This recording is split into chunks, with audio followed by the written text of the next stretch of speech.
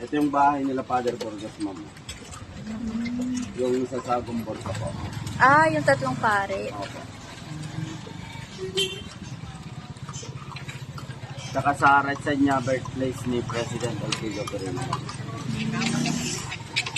Ball pumasok dyan.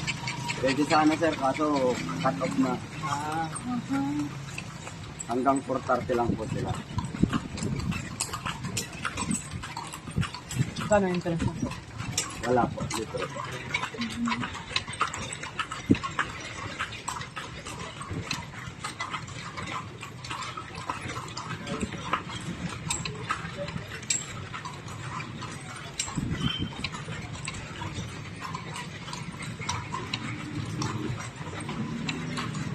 Yung 7-Eleven nila, ma'am. Doon ang Estrella. Ulit.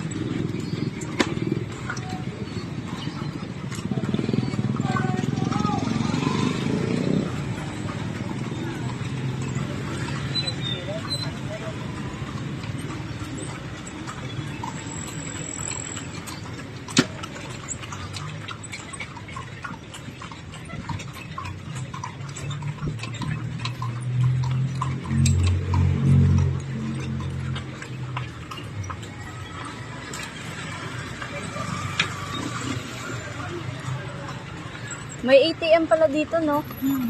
Mag-ano ako sa ATM. May bank. Ano naman bank?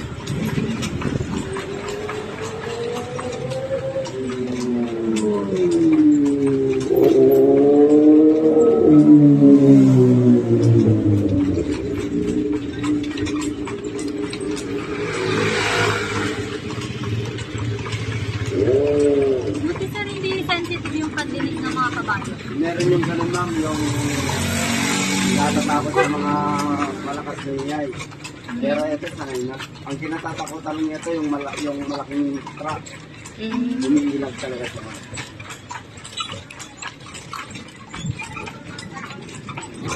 Ilang oras na siya gaganyan to? Buong araw yan? Buong araw? Oo, okay. Mag-iisay ka muna ng alas 11 hanggang alas 7 po. O kaya alas 6. Magre-recharge? Ano yun? As 11 ng umaga daw, hanggang alas 7 ng gabi. O, pinakamatagal na yun, sir. Pero may pagkain naman sila dyan sa kanto. Grabe nung titibay ng tuhod nila. Opo. Wala pang sapatos po, ma'am. Kaya nga, makapal naman na yung ano nila eh. Madalas kasi pa buwan. Isa lang po itong alaga nyo, kuya? Hindi naman sa amin kami, mga driver lang kami. Ah, okay.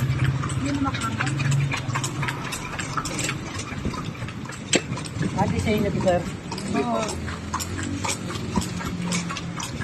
Pero may mga sarili dyan mga iba. Oo, meron. May boundary, ginawa. Hati-hati.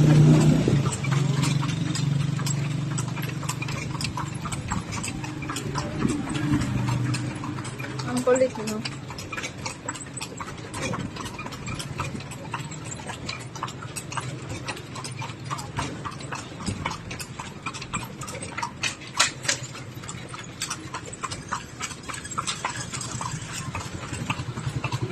Hindi pala natin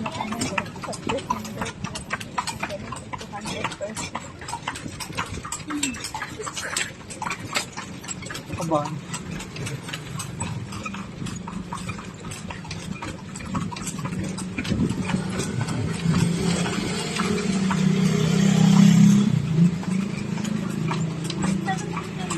Swami tayo.